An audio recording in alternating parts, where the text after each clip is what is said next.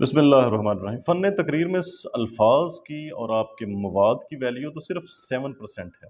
Research یہ ثابت کر چکی ہے، باقی ویلیو کن چیزوں کی ہے اس پہ ہم بات کریں گے۔ لیکن پہلے ہم دیکھتے ہیں کہ جب آپ نے اسکول کالج مدرسے میں یا اپنے گھر میں اپنے بچوں کو، آپ نے اگر بچوں کو تیار کروانی ہے یا خود آپ تقریر کرنے کا فن سیکھنا چاہتے ہیں تو سب سے پہلے آپ کیا کریں گے؟ دیکھیں، سب سے پہلے آپ نے دیکھنا ہے کہ آپ کا جس نے تقریر کرنی ہے اس کا مزاج اور جو ٹاپک کا مزاج ہے کیا وہ ملتا ہے؟ اس کو ملنا ایک اس کو ایک جان ہونا چاہیے۔ تقریر کرنے والا بچہ یا بڑا اور تقریر کا ٹاپک وہ اس کو انڈرسٹینڈ ہونا چاہیے اور اس کے مزاج سے میچ کرنا چاہیے۔ ایسا نہ ہو کہ بندہ کوئی اسلامی ٹائپ کا ہے اور اس کو آپ گانے کی اہمیت سمجھانے کے لیے اسپیچ کے اوپر، اسٹیج کے اوپر کھڑا کر دیں یا وہ اسپیچ کی پریکٹس کروانا شروع کر دیں، تو یہ نا بالکل الٹ چیزیں ہیں جو اس کے باڈی لینگویج سے میچ ہی نہیں کریں گی، نہ ہی وہ صحیح طرح سے انہیں پریزنٹ کر پائے گا۔ تو سب سے پہلا رول آپ کو پتہ چلا کہ آپ نے دیکھنا ہے کہ جس بچے کو یا جس فرد کو آپ اسپیچ کی تیاری کروا رہے ہیں، کیا جو ٹاپک دیا ہے کہ اس کی سمجھ میں آتا ہے، وہ کلک ہوتا ہے اسے، اس کی شخصیت سے، اس کے مزاج سے، اس کی گفتگو سے، اس کے انداز سے میچ کرنا ضروری ہے۔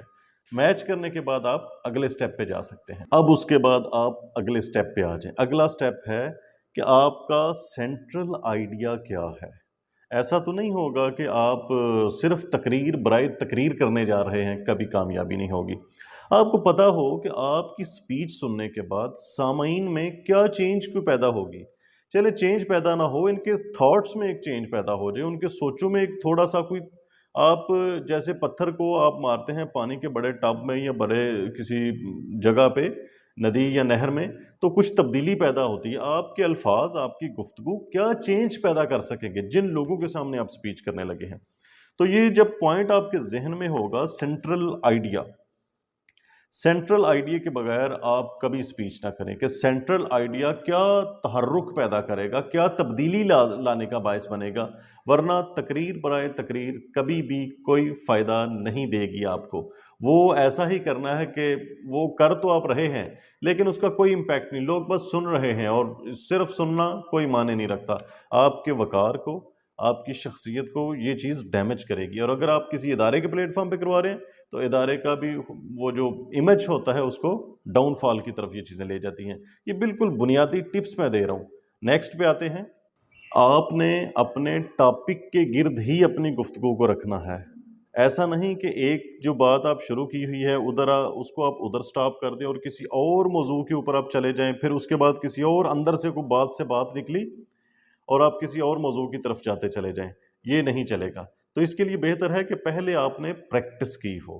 پریکٹس کا بھی ایک بہترین فارمولا جو ہے وہ یہ ہے کہ آپ ویژولائز کریں۔ ویژولائز کیا ہے کہ آپ کسی علیحدہ کمرے میں بیٹھ جائیں، تقریر آلریڈی آپ نے پہلے لرن کر لی ہوئی ہے، یہ ایک ایک جملہ آپ غور سے سنیں، تقریر آپ یاد کر چکے ہیں۔ پہلے زبانی یاد کرنا ایک فن ہے، پھر اس کے بعد اس کو تقریر کے انداز میں دہرانا وہ ایک دوسری چیز ہے۔ اب آپ اسے ویژولائز کریں، یعنی تصور ہی تصور میں آپ یہ سوچیں، آپ یہ غور کریں، امیجن کریں کہ آپ کے سامنے سامعین بیٹھے ہوئے ہیں، ان کے فیس آپ کی طرف ہیں، آپ ان کے ساتھ آئی کانٹیکٹ بہت ضروری، آئی کانٹیکٹ بنائے ہوئے ہیں، اور آپ اپنی بہترین باڈی لینگویج کے ساتھ آپ انہیں مخاطب کر رہے ہیں اور دیکھ رہے ہیں آپ کہ لوگوں میں پازیٹیو چینج پیدا ہو رہی ہے، لوگوں کے چہرے پہ سمائل آ رہی ہے۔ آپ یہ چیز پہلے تقریر کرنے سے پہلے ویژولائز کرنے کے عمل کے دوران میں ان ساری چیزوں کو امیجن کریں۔ یہ ایک ایسے سائیکولوجیکل نفسیاتی اصول ہیں، حربے ہیں، ٹیکٹس ہیں، ٹیکنیکس ہیں جو آپ کی کارکردگی کو کئی گنا بہتر کر دیں گی۔ اب اس سے اگلے پوائنٹ میں ہم دیکھتے ہیں کہ کیا نہ ہو تقریر میں۔ تقریر کا آغاز مشکل الفاظ سے بالکل شروع نہ کریں جس کے بارے میں لوگ جانتے ہی نہیں ہیں، تو وہ بالکل first impression is the last impression والا حساب آپ کے ساتھ بن جائے گا کہ وہ پہلے ہی لوگ سمجھیں گے اچھا بھائی اس کی تو ہمیں سمجھ نہیں آ رہی، پتہ نہیں کس زبان میں یہ بندہ بات کر رہا ہے۔ پھر اس کے بعد تقریر زیادہ لمبی بھی نہ ہو کہ لوگ بوریت کا شکار ہو جائیں، تقریر زیادہ شارٹ، انتہائی مختصر بھی نہ ہو کہ لوگوں کو سینٹرل آئیڈیا ہی اگر پتہ نہ چل سکے تو وہ تقریر آپ کو فائدہ نہیں دے سکے گی، آپ کے امیج کو بہتر نہیں کر سکے گی۔ پھر اس کے بعد جو اہم پوائنٹ ہے، تقریر مبہم نہ ہو، جو آپ بات کریں کلیئر، ٹو دا پوائنٹ، یہ دونوں لفظ یاد رکھیں، کلیئر ہو، to the point who. Topic से भी नहीं हटना।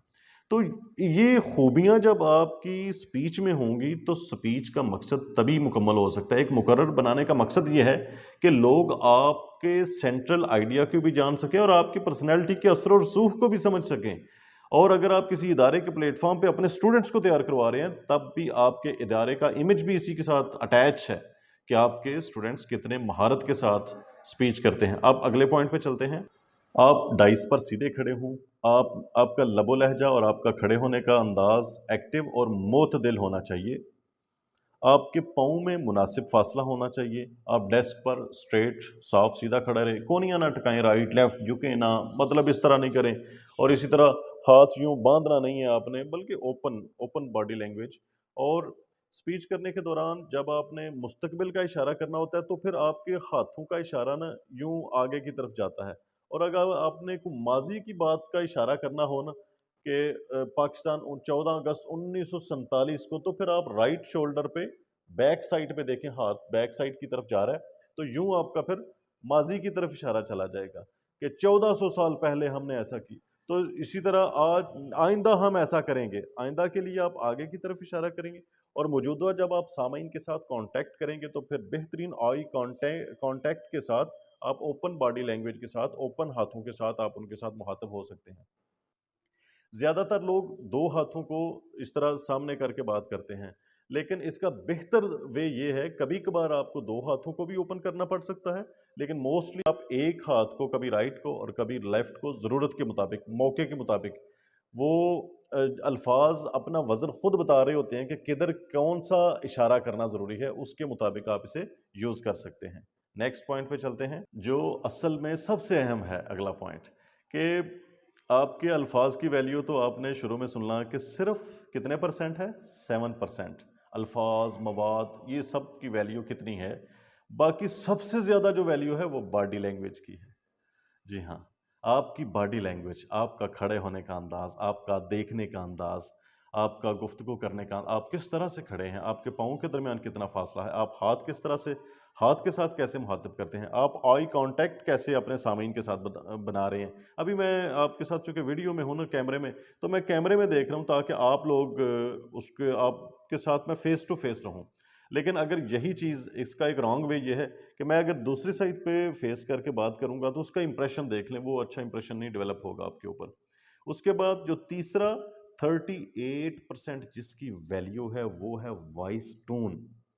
जी हाँ, आपकी लबो लहजा, आवाज़ का ज़ीरो बम, कभी कम होना, कभी ज़्यादा हो जाना, कभी मोतदिल हो जाना, कभी कभी ज़्यादा, थोड़ा सा ज़रूरत के मुताबिक, सामाइन के चेहरों को देखते हुए, उनकी कैपेसिटी को समझते हुए, आपकी बॉडी लैंग्वेज, आपके अंदाज़, आपकी वॉइस टोन, वो इस तरह से ना एक ख़ास रिदम के अंदर, कभी ऊपर, कभी नीचे, कभी बिल्कुल स्लो डाउन, कभी उनको फास्ट आप कर सकते हैं। तो ये ज़रूरत के मुताबिक, आपकी बॉडी लैंग्वेज के मुताबिक, आपके अल्फाज के मुताबिक, ये आपका वॉइस टोन चेंज होना इंतहाई ज़रूरी है और उसका इम्पैक्ट है। मौसीकी की मिसाल ले लें।